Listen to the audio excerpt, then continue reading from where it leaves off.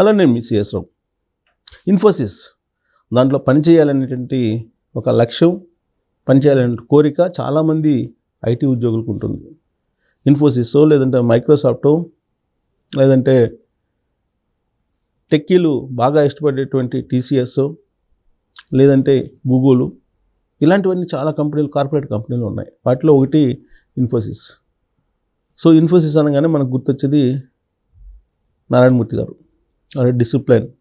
ఇన్ఫోసిస్లో చాలా పద్ధతిగా ఉంటారు, ప్లస్ డిసిప్లిన్గా ఉండాలి, టైం టు టైం వర్క్ చేయాలి, టార్గెట్ని రీచ్ కావాలి. ఇవన్నీ కూడా ఇన్ఫోసిస్లో ఉండేటువంటి నామ్స్.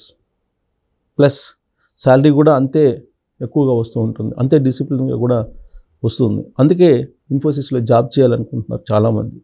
ఎవ్వరు కూడా వర్క్ ఫ్రమ్ హోమ్ కాకుండా ఆఫీసులకు రావాలి అని చెప్పి నిర్ణయం తీసుకోలేనటువంటి రోజుల్లో ఇన్ఫోసిస్ యాజమాన్యం ఖచ్చితంగా ఉద్యోగులు ఆఫీసుకు రావాల్సిందే అని చెప్పి రిస్ట్రిక్షన్ పెట్టారు. అందుకే ఇన్ఫోసిస్ ఉద్యోగులు ఆఫీస్కి వస్తూ ఉన్నారు. కానీ ఇన్ఫోసిస్లో తాజాగా పులి జ్వరబడింది, టైగర్. దాంతో ఉద్యోగులందరూ భయపడిపోయారు, పరిగెత్తారు. భయానక వాతావరణం ఇన్ఫోసిస్ క్యాంపస్లో నెలకొంది. దీంట్లో విధి లేనటువంటి పరిస్థితుల్లో ఇన్ఫోసిస్ వర్క్ ఫ్రమ్ హోమ్ని ప్రకటించింది. ప్రస్తుతం వర్క్ ఫ్రమ్ హోమ్ నడుస్తూ ఉంది ఇన్ఫోసిస్లో. సాధారణంగా ఆ మేనేజ్మెంట్కి వర్క్ ఫ్రమ్ హోమ్ అనేది ఇష్టం లేదు, కానీ అనివార్యంగా వాళ్ళు వర్క్ ఫ్రమ్ హోమ్ పెట్టుకోవాల్సి వచ్చింది. ఎందుకనంటే ఇన్ఫోసిస్ క్యాంపస్ రిజర్వ్ ఫారెస్ట్ సమీపంలో ఉంది. ఆ రిజర్వ్ ఫారెస్ట్లో ఉన్నటువంటి టైగర్ ఆఫీసులోకి జ్వరబడింది. ఇది కొత్త ఏం కాదు.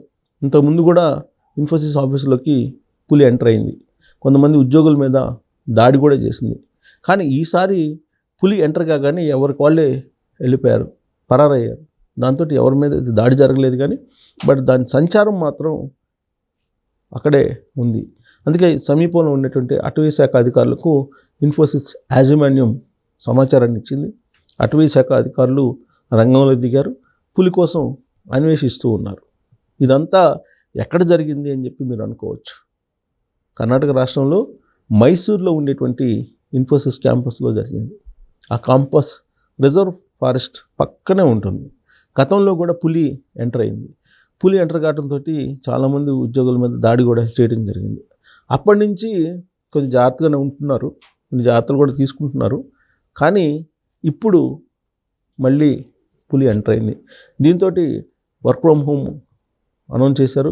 ఒకవేళ ఎవరైనా ఈ వర్క్ ఫ్రమ్ హోమ్ ప్రకటించినటువంటి దాన్ని తెలుసుకోకుండా ఆఫీస్కి వస్తే వాళ్ళని అక్కడ ఉన్నటువంటి యాజమాన్యం ఇంటికి పంపించేస్తుంది. ఎమర్జెన్సీ మెయిల్స్ ఉద్యోగులందరికీ కూడా పంపించారు. మీరెవరూ ఆఫీస్కి రావద్దు, అందరూ ఇంటి దగ్గర నుంచే పనిచేయండి అనేటువంటి ఒక సందేశం మెయిల్ రూపంలో పంపించారు. దీంతో వర్క్ ఫ్రమ్ హోమ్ చేస్తూ ఉన్నారు ఇన్ఫోసిస్కి సంబంధించినటువంటి ఉద్యోగులు. ఇదంతా కూడా కర్ణాటక రాష్ట్రానికి సంబంధించి, అది కూడా మైసూరు బ్రాంచ్కి సంబంధించినటువంటి న్యూస్ ఇది. అక్కడ వర్క్ ఫ్రమ్ హోమ్ నడుస్తుంది. సాధారణంగా దీనికి వ్యతిరేకం ఇన్ఫోసిస్, ఎందుకంటే ప్రొడక్టివిటీ ఎక్కువ ఉండదు అనేటువంటి భావన వాళ్ళల్లో ఉంది. ఆఫీస్కి వస్తేనే ప్రొడక్టివిటీ ఎక్కువ ఉంటుంది, ఆఫీస్కి రాకపోతే ఉండదు అనేటువంటి భావంతో వాళ్ళు ఉంటారు. అందుకే వర్క్ ఫ్రమ్ హోమ్ని రద్దు చేసినటువంటి మొట్టమొదటి కంపెనీ ఐటీల్లో ఏదైనా ఉందంటే ఇన్ఫోసిస్ అని చెప్పుకోవాలి. కానీ ఇప్పటికీ కూడా చాలా కంపెనీలు వర్క్ ఫ్రమ్ హోమ్ని కంటిన్యూ చేస్తూ ఉన్నాయి. అయితే తాజాగా నెలకొన్నటువంటి ఐటీ రేషన్ కారణంగా ప్రతి కంపెనీలో కూడా 10 నుంచి 30% ఉద్యోగులను తొలగిస్తున్నారు అనేది తెలుస్తోంది.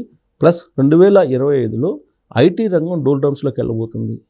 Artificial intelligence జొరబడుతుంది. దాని కారణంగానే ఐటీ కంపెనీల మీద ప్రభావం పడుతుంది. 30% వరకు ఉద్యోగాలు పోయేటువంటి అవకాశం ఉంది. లే ఆఫ్స్ ప్రకటిస్తున్నారు అన్ని కంపెనీలు. దాంట్లో భాగంగానే ఇప్పుడు ఇన్ఫోసిస్ కూడా చాలామంది ఉద్యోగులు తీసేస్తుందని చెప్పి న్యూస్ వస్తుంది. అయితే ఇప్పుడు పులి జ్వరబడటంతో కొంత గందరగోళం పరిస్థితి నెలకొంది. ఇన్ఫోసిస్ మైసూరు బ్రాంచ్లో అందరికీ వర్క్ ఫ్రమ్ హోమ్ అయితే ఇవ్వడం జరిగింది. ఇక ఐటీ రంగం గురించి చెప్పుకోవాలంటే కనుక ఐటీలో ఇంతకు ముందులాగా ఇప్పుడు ఎంప్లాయీస్కి అంత స్వేచ్ఛ, అంత విహారయాత్రలు ఉండడం లేదు ప్రజెంట్ అయితే. అయితే ఒకటి రీఫ్రెష్ కోసం మాత్రం కొంత వెసులుబాట్లు కొన్ని కల్పిస్తున్నారు. పైగా ఇన్ఫోసిస్ లాంటి కంపెనీలు ఒక క్యాంపస్ని రీఫ్రెష్ అయ్యే వాతావరణం ఉండేలాగా క్రియేట్ చేస్తారు. అంటే ఆ విధమైనటువంటి వెసులుబాట్లు, ఆ విధమైన సౌకర్యాలు కల్పిస్తారు ఇన్ఫోసిస్ క్యాంపస్లో. అందుకే అక్కడే రిఫ్రెష్ అవుతుంటారు. అలాంటి సమయంలోనే పులి ఎంటర్ అయింది, టైగర్ ఎంటర్ అయినటువంటి భయం ఇప్పుడు కూడా ఉద్యోగుల్లో ఉంది. అందుకే ఫ్రీగా వాళ్ళు జాబ్ చేయలేరు, అలాగే ఇన్నోవేటివ్గా చేయలేరు అనేటువంటి ఉద్దేశంతో ఇప్పుడు ఇన్ఫోసిస్ కంపెనీ ఆ బ్రాంచ్ ఆల్మోస్ట్ వర్క్ ఫ్రమ్ హోమ్ని ప్రకటించింది. ఆల్మోస్ట్ కాదు, వర్క్ ఫ్రమ్ హోమ్ 100% అందరికీ ప్రకటించేసింది. దాంతో ఇంట్లో నుంచే వర్క్ చేస్తున్నారు. ప్రస్తుతం అయితే ఇన్ఫోసిస్ ఖాళీ అయింది. మైసూర్ బ్రాంచ్ మొత్తం ఖాళీగా కనిపిస్తుంది. అక్కడ అటవీ శాఖ అధికారులు అన్వేషణ కొనసాగిస్తూ ఉన్నారు. ఇంకా పులిని పట్టుకున్నటువంటి దాఖలాలు కూడా లేవు. దానికోసం రకరకాలుగా ప్రయత్నం చేస్తూ పట్టుకునేటువంటి ప్రయత్నం చేస్తూ ఉన్నారు. అయితే ఇన్ఫోసిస్కు సంబంధించి తరచూ కూడా కొన్ని వివాదాలు ఈ మధ్యకాలంలో బయటకు వస్తున్నాయి. వాళ్ళు ఏదో జిఎస్టీ ఎగ్గొట్టారని ఈ మధ్యకాలంలో వచ్చినటువంటి న్యూస్. దానికి సంబంధించి ఆల్రెడీ కేంద్ర ప్రభుత్వం వార్నింగ్ ఇచ్చింది. కేంద్ర ప్రభుత్వం దగ్గరకు వెళ్ళి పరిష్కరించుకున్నారు అనేది కూడా తెలుస్తుంది. విచారణకు కూడా కేంద్ర ప్రభుత్వం ఆదేశించింది అనేది కూడా వినిపిస్తుంది. రాష్ట్ర ప్రభుత్వానికి వెళ్తే ఆ కంప్లైంట్ రాష్ట్ర ప్రభుత్వం పరిశీలించిన తర్వాత దాన్ని కేంద్ర ప్రభుత్వానికి పంపించింది. కేంద్ర ప్రభుత్వం ఎంక్వైరీ చేస్తుంది. సో ఆ ఎంక్వైరీలో కనుక ఏదైతే ఆరోపణలు ఉన్నాయో దాదాపు 50,000 కోట్ల రూపాయలు వరకు కూడా వాళ్ళు ట్యాక్స్ ఎగ్గొట్టారు అనేది ఒకటి వినిపించింది అప్పుడు. సో దాని మీద కూడా రకరకాల చర్చ జరిగింది ఇన్ఫోసిస్లో. సో కాబట్టి అప్పుడప్పుడు తరచూ ఇన్ఫోసిస్ వివాదాలకు వెళ్తుంది. ఆ వివాదాల క్రమంలోనే ఇప్పుడు పులి కూడా ఎంటర్ అయింది.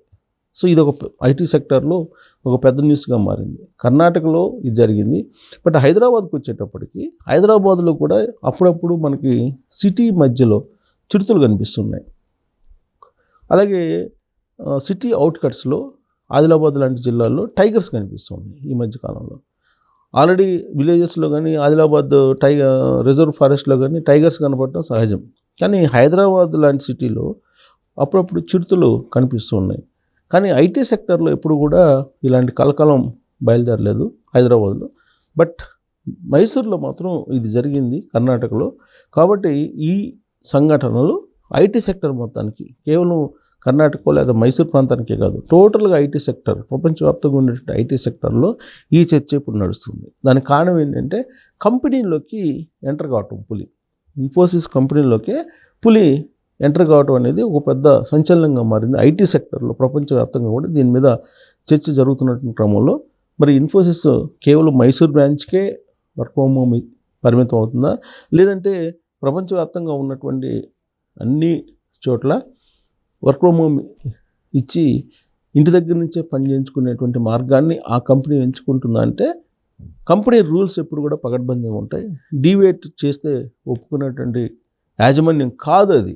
అందుకే బహుశా నేను అనుకోవటం మైసూర్ బ్రాంచ్ వరకు మాత్రమే దాన్ని ఫైనల్ చేసి మిగతా చోట్ల మాత్రం వర్క్ ఫ్రమ్ హోమ్ లేకుండా ఆఫీస్కి రప్పించాలనే ప్రయత్నం చేస్తున్నట్టు కూడా తెలుస్తుంది. సో మైసూర్లో ఇన్ఫోసిస్ క్యాంపస్లో ఎంటర్ అయినటువంటి టైగర్ ఎఫెక్ట్ మరి ఇన్ఫోసిస్లో ఇతర ప్రాంతాలకు కూడా వెళ్ళేటువంటి అవకాశం ఉందా? వర్క్ ఫ్రమ్ హోమ్ తోటి ప్రొడక్టివిటీ ఎక్కువ వస్తుందా, లేదంటే ఆఫీస్కి వెళ్ళి చేస్తే ఎక్కువ వస్తుందా అనే దాని మీద కామెంట్ రూపంలో మీ అభిప్రాయాన్ని తెలియజేయచ్చు. Thank you very much.